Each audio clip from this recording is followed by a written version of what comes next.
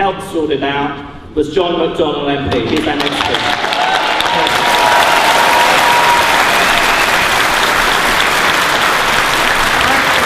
Thanks. I just want to, we're short on time, so I'm going to be as quick as I possibly can. The reason we're here today, and the reason we're here today, is to plan our programme of resistance for the next coming period. And I know the Daily Mail will report me again as inciting riots yet again. Well, maybe that's what we're doing today. But before I do that,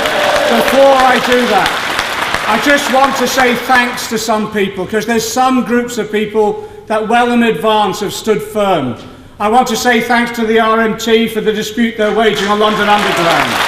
I want to say thanks to the FBU, and we will not allow any of their members to be victimised as a result of their recent dispute. I want to say thanks to all those members in my constituency and across Britain and the world who are members of BASA who've stood so firm with the support of Len McCloskey. I want to say thanks for their courage. But also I want to say thanks to Mark Sawalker and PCS. I think it's been an inspiration as a union of what a union can be. But above all else, I want to say thanks to the students. That this generation was meant to be. This generation was meant to be apathetic, only interested in careers in law or accountancy or whatever. They've taught my generation that we've been too long on our knees, and it's time to stand up and fight. And I say this as well.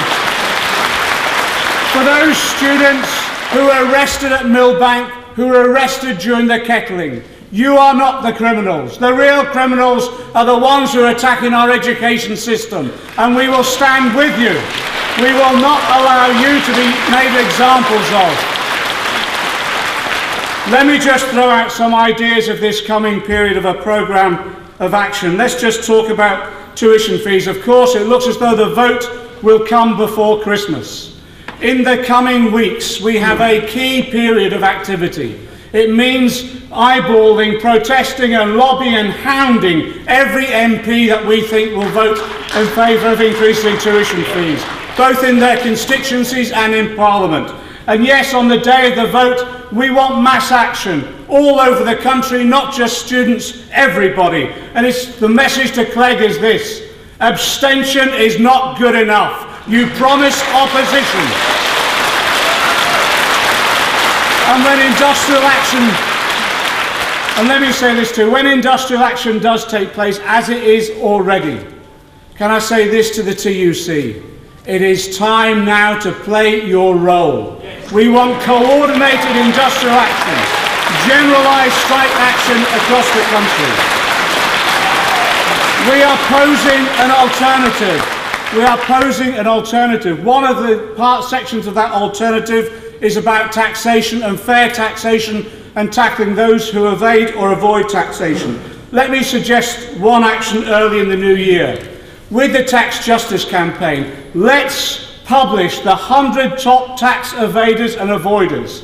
And then let's choose a day next year when we all become tax collectors and we turn up at their offices and demand the money. And if they do not pay, do what they do to us, repossess, stick that notice on the window saying we're occupying until you pay. In January and February, we need to mobilise around the country, mobilising events to build up to the TUC's march in March itself. And on that demonstration, I think we've got to aim to be big. We've got to aim to be ambitious. We mobilised the millions on Stop the War. We've got to do the same for this march itself. But between now and then, there will be people who will be suffering, particularly as a result of housing benefit. So I say this, we need to think through that if any family is evicted and they want our assistance, we assist them in maintaining their homes by occupying their premises. We assist them keeping a roof over their heads. After the March demonstration, we will have the May elections for mayor in Scotland and Wales in local government.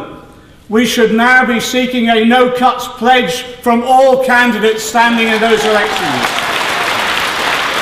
The Labour Party's National Policy Forum is meeting today. Somehow I didn't get an invite, and we're told that the Labour Party policy now is a blank sheet of paper. Well, let's say to them, write on it now. No cuts. No cuts at all. And I just say to Ed Miliband, don't ponder whether you should come down and talk to the students. Be there with us. Be there with us on the demonstration next time. The ones that will suffer the most are the unemployed, the wageless, the women in particular, black and ethnic minorities. In the 30s, we had the Jarrah marches. In the 1980s, we had the People's March for Jobs. Today, we need a new march, a march of resistance, and we should be organising it now. In June and July, and I'll be brief at this, we used in the ANL, the Anti-Nazi League and elsewhere, culture and music to mobilise. We should be planning now for a major cultural event. A music festival might make Glastonbury look like a school concert. And it is also, this is an international struggle. We should be through the TUC and every political organisation now looking for a European-wide day of action. Not when there's individual strikes, but a European general strike. Finally, let me just say this. Our aim is to halt the cuts. It's to offer an alternative. But also, if this government doesn't listen, when parliaments refuse to represent, when politicians lie, when governments seek to ignore us, we have no other alternative but to take to the streets and direct action to bring them down.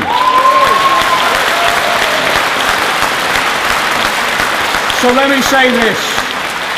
We're all in this together, it's true. We're all in this together against them. All of us.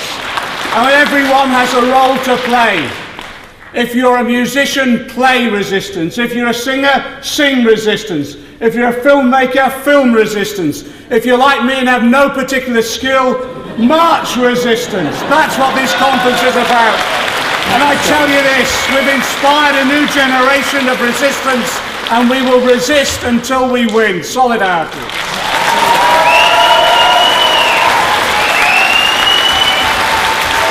Thanks very much, John. Fantastic speech. And you should